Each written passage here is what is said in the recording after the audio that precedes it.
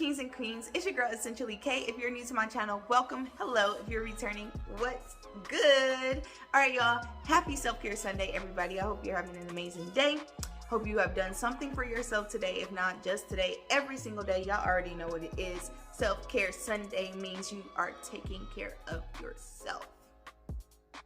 Okay. All right, you guys. So as you probably read by the title, today I want to talk about different ways you can detox your mind. Obviously, detoxing is very important, just like for your health and your mental health, and everybody does it a different way. I just kind of want to share with you guys some of the things that I do to detox my mind, which can be different from me detoxing my body, obviously. But before we get into the video, make sure you hit the subscribe button down below.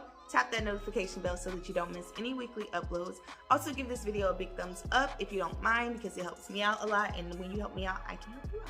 Alright, y'all, so just so you know, before we get started, these different ways to detox your mind are not in any particular order. They're just some of my top 5 ways to detox my mind when I feel like I'm like overwhelmed or stressed or just frazzled, or I can't collect my thoughts, or just like different things to do to kind of silence my mind a little bit, just kind of like dump all the information in my head all at once, just to like release, you know what I'm saying? So because honestly, if I feel like my mind is clustered or cluttered, why did I say clustered? Cluttered, then it's kind of hard for me to focus on like one particular thing. So number 1 on my list is actually going to be to cut down your screen time, whether that is, you know, you work from home and you're on a laptop a lot, or you're on your phone often, or you're watching TV, any type of screen time, whether it be, you know, TV, laptop, you know, tablet, phones, like anything. Just because we never really pay attention to the effects that the blue light that emits from our devices actually has on our eyes and has on our brain, and it actually tells our brains to stay awake. So I noticed that when I'm on my phone more, or I've had more screen time, like I'm up late on my computer, it's harder for me to go to bed, because it almost kind of triggers your mind to think that you want to stay awake. So it's harder for you to kind of decompress in order to go to bed. So one way to detox your mind is actually to cut down your screen time. So maybe you say, I don't want to be on my phone for like the last hour and a half before I go to bed, or, you know, after I wake up, I don't want to go straight to a device. I need at least an hour to 2 hours before I get on any type of like screen device after I wake up. That way we can kind of ease our way into it and ease our way out of it. Number 2, which is like one of my top favorites, is deep stretching. Obviously there's so many benefits to stretching. However, deep stretching does things for the body like relieve stress. It increases your blood flow, it improves your posture, it increases your flexibility and your range of motion. It obviously relaxes and calms your mind, and it helps to heal like back pain or chronic back pain. Deep stretching is actually like my top favorite, because obviously I need to stretch daily, even though sometimes I don't. I'm not gonna lie, like sometimes I just do not feel like stretching, no matter how good it makes me feel. Like it just almost seems like a chore some days. So when you don't stretch, you totally feel it you know, like a day after or a couple days after. But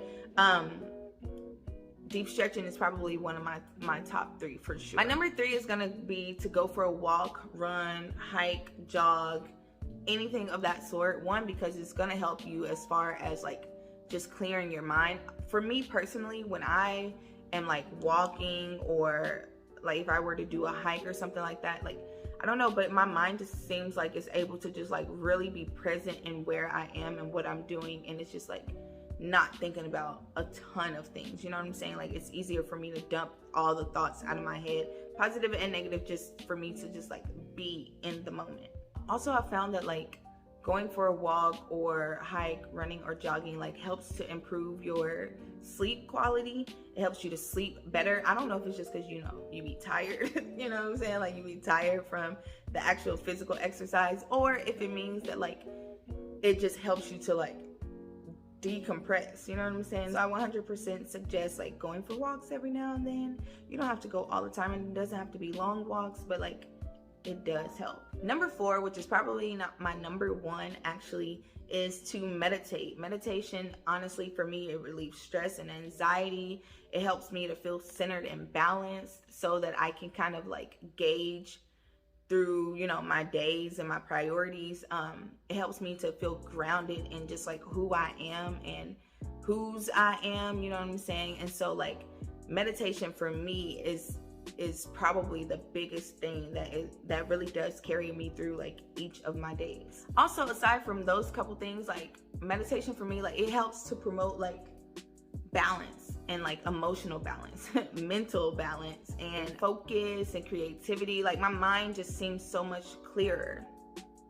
And I want to say that like that is one reason why most people meditate, is to like clear their minds, you know what I'm saying? And so those are like my top reasons. I'm sure there's a bunch of reasons why, you know, meditation is helpful for trying to detox your mind, but those are like my top reasons. Also, it really does help with like depression, and I think I mentioned anxiety already, but depression and anxiety as well, it literally will help to cure those things. So if you've never tried meditation techniques, there's so many different things that you can do. Everybody meditates differently. You just kind of have to find a way that works for you personally.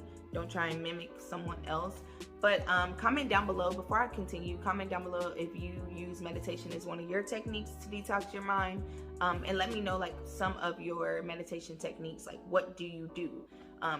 What does your meditation routine look like, if that makes any sense? All right, y'all, so my number 5, which is my last one, but also one of my favorites, is to soak. Y'all, I love a good soak, okay? I like to soak in the tub, have my candles on, you know what I'm saying? Like, turn on some music, but you gotta soak in Epsom salt. Epsom salt is key, okay? Epsom salt is key. Epsom salt is key. And the reason for that is actually because Epsom salt helps to relieve stress. It also helps to remove toxins out of your body. So you are literally detoxing your body and your mind all at once, because you are removing the toxins out of your body when you soak in Epsom salt. And there's all kinds. There's regular, there's lavender Epsom salt, there is eucalyptus Epsom salt, there is pink Himalayan Epsom salt. Like, there's just so many different kinds of Epsom salt. And that's like one of my favorite things to do. I try and soak at least once a week, if not twice, but at least once a week, getting one good soak in, and it feels amazing. I totally feel like a whole new person every single time. Comment down below if you have any additional ways that you use to detox your mind, or if you do any of the things that I mentioned, and let me know how it works for you, or if you've tried it and it was like it did not work for you at all. Let me know all of those things down in the comment section. As always, y'all, thank you so much for rocking with me and watching my videos all the way through. I appreciate and love each and every one of you. Peace and positivity to you all, and I will see you next time.